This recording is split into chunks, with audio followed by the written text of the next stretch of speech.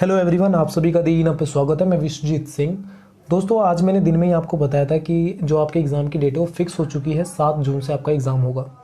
मैंने कहा था कि कुछ टाइम के अंदर में, 1-2 दिन के अंदर में आपकी डेट शीट आ जाएगी, जिसके अकॉर्डिंग आपका एग्ज़ाम लिया जाएगा। पर डेट शीट आपकी आ चुकी है, कुछ घंटों के बाद ही डेट शीट रिलीज़ कर दी गई। तो आज हम इसको डेट शीट को समझेंगे, डिटेल में जानेंगे कि क्या क्या मेन बिंदु हैं जो डेट शीट के अंदर हमें जानना चाहिए, याद रखना चाहिए। क्योंकि अक्सर क्या होता है कि डेट शीट आती है, हम अपना एग्ज़ाम का डेट नोट कर लेते हैं, लिख लेते हैं भैया इस डेट को आपका एग्ज़ाम है, पर कुछ ज़रूरी चीज़ों को हम ध्यान नहीं देते, जिसके कारण से आगे हमें दिक्कत होता है एग्ज़ाम के टाइम पर। तो आज हम डिटेल में थोड़ा समझते हैं डेट शीट के बारे में, और वीडियो को लास्ट तक देखिएगा जिससे आपको समझ में आए। ठीक है, जहाँ पे लगे आपका कि इनफ नॉलेज हो गया तो कोई दिक्कत नहीं है। ठीक है, अपने आप ही आप ज्ञानी बन सकते हो, कोई दिक्कत नहीं है, पर कोशिश कीजिएगा लास्ट तक देखिए जिससे आपको सारा चीज़ समझ में आए। अगर फिर भी कोई डाउट रहता है तो कमेंट करके पूछ लीजिएगा। सबसे पहले मैं बात करूं दोस्तों, तो 2 तरह की डेट शीट होती है नॉर्मल डेज में। अभी हम आज के समय में तो कोरोना है, आज के समय में तो इमरजेंसी में डेट शीट आ गई तुरंत। ठीक है, सबसे पहले 2 तरह की डेट शीट होती है। 2 तरह की डेट शीट कौन सी? एक होती है टेंटेटिव डेट शीट। जो नए स्टूडेंट है, टेंटेटिव डेट शीट जिन्हें नहीं पता है मैं बता दूं तो, टेंटेटिव डेट शीट एक तरह का कच्चा डेट शीट होता है, लोकल डेट शीट होता है, जिसके अंदर में चेंजेस करने की संभावना मतलब 0.12% रहती है, जिसके अंदर में कुछ चेंजेस की जा सकती है, डेट ऊपर नीचे, सब्जेक्ट ऊपर नीचे की जाती है। पहले टेंटेटिव डेट शीट आती है, फिर ओरिजिनल डेट शीट आती है। पर जो ये वाला डेट शीट है, ये एक तरह से ओरिजिनल डेट शीट ही है, क्योंकि इस पे ना ही लिखा गया आपका टेंटेटिव डेट शीट, ना ही ओरिजिनल लिखा गया, तो ये ओरिजिनल ही मान के चलेंगे, और जो भी डेट दिया हुआ है उसी डेट पे आपका एग्जाम होगा। बहुत सारे बच्चों के मन में क्वेश्चन होगा कि सर आप जो डेट शीट समझाने वाले हो, ठीक है, ये किसका डेट शीट है?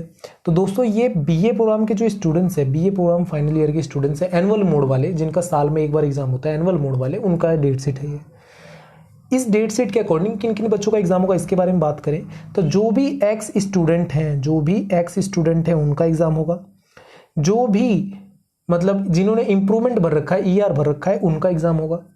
ठीक है, किसी भी मतलब मोड में, किसी भी ईयर में, फर्स्ट ईयर में मान लो मेरी बैक आ गई हिस्ट्री में, मान के चलो फर्स्ट ईयर मेरी हिस्ट्री में बैक आ गई और मैंने ग्रेजुएशन क्लियर कर लिया, सेकंड ईयर में निकाल नहीं पाया, थर्ड ईयर में मैं निकाल नहीं पाया और मेरी वाली पड़ी हुई है। ठीक है, या थर्ड ईयर में हूँ और वो वाली मेरी एक ईयर पड़ी हुई है, तो उसका एग्जाम मैं दूंगा। इस समय इंप्रूवमेंट जो मैंने भरा था उसका एग्जाम दूंगा। ठीक है, समझ में आता है। सोल वाले स्टूडेंट्स के लिए डेट शीट है और एनसीडब्ल्यूई वालों के लिए डेट शीट है। रेगुलर वालों का यहाँ पे रोल नहीं है। ठीक है, अब बात करें कुछ इसके जरूरी चीज़ों के बारे में जो बहुत ज़्यादा जरूरी है। तो दोस्तों, ये जो डेट शीट है, जैसे आपको एनुअल मोड की बजाय आपका सेमेस्टर मोड है, ठीक है, फर्स्ट सेकंड थर्ड कोई भी सेमेस्टर आपका चल रहा है, तो उसकी डेट शीट चाहिए तो आप टेलीग्राम ग्रुप को ज्वाइन कर लो, वहाँ पे मैंने डाल रखा है डेट शीट, तो वहाँ पे आपको मिल जाएगा सारा डेट शीट। ठीक है, नहीं तो आप सोल की साइड पर, सिंपल वे क्या है, सोल की साइड पे जाओ, अपने हिसाब से जो भी डेट शीट चाहिए, किसी भी स्ट्रीम का चाहिए, किसी भी कोर्स का चाहिए, वहाँ से डाउनलोड कर लो, वो ज़्यादा बेटर है। आप जिसमें कंफर्टेबल फील करो उसको कर सकते हो, मोस्ट वेलकम है।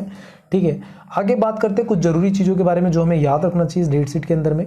तो सबसे मेन चीज़ क्या होता है इसके अंदर में, कन्फ्यूजन होती है दोस्तों डेट को लेकर। एक ही दिन पे आपको देखने के लिए मिलेगा 2 एग्जाम।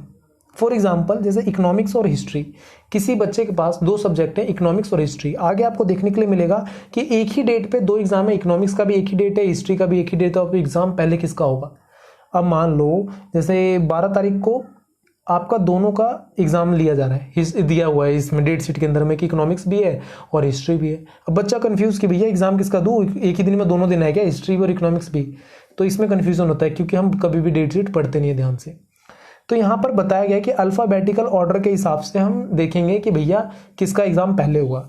देखो, ई और एच, सबसे पहले कौन आता है? ई आता है, एच आता है? तो ई आता है ना, अल्फाबेटिकल ऑर्डर में सबसे पहले ई आता है, तो हमारा एग्जाम पहले इकोनॉमिक्स का होगा, बाद में हिस्ट्री का होगा। ठीक है, अब क्या दोबारा दूसरी डेट हिस्ट्री के लिए एक दूसरी डेट भी नीचे दे रखी होगी? तो बहुत सारे बच्चे पूछेंगे भैया फिर ऊपर में क्यों दे रखा था हिस्ट्री जब पहले इकोनॉमिक्स का ही लेना था? तो बहुत सारे बच्चे ऐसे भी हैं जिनके पास इकोनॉमिक्स नहीं है, तो इसके कारण से उस दिन वो हिस्ट्री का पेपर दे देंगे। जिनके पास हिस्ट्री है वो हिस्ट्री का देंगे, तो इकोनॉमिक्स वाले दूसरे बच्चे दे देंगे। तो इस तरह से गैप, मतलब तालमेल बनाए रखने के लिए इस तरह से की जाती हैं चीज़ें। ठीक है, फॉर एग्जाम्पल मैं दिखा भी देता हूँ आपको, नीचे कई सारे आपको दिख जाएंगे। ठीक है, जैसे आप देखोगे यहाँ पे 8 तारीख को, ठीक है, तो 8 तारीख को बहुत सारे बच्चों का हिस्ट्री का भी दिखा रखा है, कई सारे का हिंदी का भी दिखा रखा है। ठीक है, तो अब बच्चे बोलेंगे यार मेरे पास हिंदी भी है और यहाँ पे हिस्ट्री भी है, तो कैसे एग्जाम दूँ, किसका एग्जाम दूँ? जैसे देखो, माइक्रो इकोनॉमिक्स भी है और ऊपर में हिंदी भी है, तो किसका एग्जाम दूँ? तो पहले कौन सा सब्जेक्ट नंबर आता है अल्फाबेटिकल ऑर्डर में, पहले उसे चेक करोगे, फिर उसके हिसाब से आप तय करोगे कि कौन सा एग्जाम होगा। ठीक है। तो ये और एक यहाँ पे सबसे मेन चीज़ क्या है कि बच्चों का क्वेश्चन था कि सर एग्ज़ाम होगा कैसे, एग्ज़ाम लिया कैसे जाएगा। तो यहाँ पे देखो नीचे में दे भी रखा है कि भैया जो एग्ज़ाम होगा ओपन बुक एग्जामिनेशन के थ्रू होगा। ओपन बुक एग्जामिनेशन आपको मैंने बहुत अच्छे से कई बार बताया है। ओपन बुक एग्जामिनेशन होता क्या है, तो बुक की हेल्प से एग्जाम देना ओपन बुक एग्जामिनेशन कहलाता है। जहाँ पर हम क्या करेंगे, घर पे बैठेंगे, अपने नेट से क्वेश्चन पेपर डाउनलोड करेंगे, सोल की साइड पे से जाकर, NCWB की साइड पे से जाकर, ठीक है, मेल से आएगा हमारे पास क्वेश्चन पेपर, उसको डाउनलोड करने के बाद उसको सॉल्व करेंगे और देख कर बुक की हेल्प लेकर, कुछ नहीं आया समझ में, बुक में से देखा कर दिया उसको, उस तरह से होगा क्वेश्चन पेपर। 2020-21 सेशन के लिए है, परमानेंट नहीं है, क्योंकि कारण क्या है, पेंडेमिक सेशन चल रहा है भैया, कोरोना वायरस चल रहा है, इसके कारण से ये इस तरह से लिया जा रहा है। ठीक है, एक चीज़ यहाँ पे ये बताया गया है। तो ओपन बुक एग्जामिनेशन होता कैसे दोस्तों, इसके बारे में बात करूँ। ये देखो डेट शीट आपका पूरा नीचे तक मैं स्क्रॉल कर दे रहा हूँ, आपको बस समझाने के लिए मैं यहाँ पे वीडियो बना रहा हूँ इस पर। ठीक है, आप अपना डेट शीट जो आपका सॉफ्ट कॉपी डाउनलोड कर लेना, या फिर टेलीग्राम ग्रुप में से ज्वाइन करोगे तो वहाँ पे मिलेगा, तो उसमें ध्यान से अपना करना। ठीक है, सिर्फ समझाने के लिए मैं इस पर वीडियो बना रहा हूँ, ऐसा कोई और मेन पर्पज़ नहीं है। ठीक है, तो यहाँ पे हम बात करते हैं दोस्तों कि जो ओपन बुक एग्जामिनेशन है होगा कैसे। तो ओपन बुक एग्जामिनेशन के लिए क्या करना पड़ेगा, कुछ टाइम के अंदर में आपका रजिस्ट्रेशन शुरू होगा, या रजिस्ट्रेशन नहीं भी होता है तो आपके जो सोल की ऑफिशियल साइट है उस पर अपडेट आएगा रोज़। ठीक है, जो भी टाइमिंग दे रखा होगा कि भैया इस टाइमिंग से आपका एग्जाम है, तो उस टाइमिंग पे अपडेट आएगा और उस टाइम पे जाकर अपना क्वेश्चन पेपर डाउनलोड करो, फिर वहीं पर सबमिट करना है। वो मैं आगे किसी वीडियो में बता दूंगा कि कैसे अपलोड और कैसे सबमिट करना होगा। ठीक है, अगर आपको कुछ इन्फॉर्मेशन चाहिए, कहीं पे कोई डाउट आता है अपलोडिंग डाउनलोडिंग के लिए, तो यहाँ पर आप कॉन्टैक्ट कर सकते हो। ठीक है, टोटल टाइमिंग कितने घंटे की है भैया, क्या टाइमिंग है, तो यहाँ पे टोटल जो टाइमिंग मिलेगी एक एग्ज़ाम का 6, मतलब नॉर्मली जो है आपका 3 घंटे लिखने के लिए होता है, 3 आवर्स ओनली फॉर राइटिंग हैगा, जिसमें 1 घंटा आपको एक्स्ट्रा मिलेगा लिखने के लिए। ठीक है, 3 घंटा टोटल आपके 4 घंटे जो नॉर्मल स्टूडेंट्स हैं, ठीक है, उनके लिए क्या है 4 घंटे का एग्ज़ाम है। 3 घंटा लिखने के लिए, पहले भी 3 घंटे मिलते थे आप जब फिजिकल मोड से देते थे। 1 घंटे में से आपको डाउनलोड और अपलोड करने का चांस मिलेगा कि भैया आधा घंटा आप अपलोड कर लो, आधा घंटा डाउनलोड कर लो क्वेश्चन पेपर आंसर सीट को, तो इसमें टोटल आपके पास 4 घंटे होंगे। पर वही अगर कोई स्टूडेंट PWD कैटेगरी का है, PWD कैटेगरी का है, तो उसके पास कितने घंटे हैं, 6 घंटे, जिसमें से 4 घंटे लिखने के लिए, 2 घंटे उसके पास अपलोड और डाउनलोड करने के लिए। ठीक है, रीज़न क्या है कि भैया फिजिकली वो फिट नहीं है, जिसके कारण से उसको इतना एक्स्ट्रा टाइम दिया जा रहा है। समझ में आता है दोस्तों। तो और कुछ अगर कुछ क्वेश्चन हो जो आपको लग रहा हो कि भैया मैंने छोड़ दिया, इसके अंदर बताया नहीं है, तो आप बता सकते हो, पूछ सकते हो।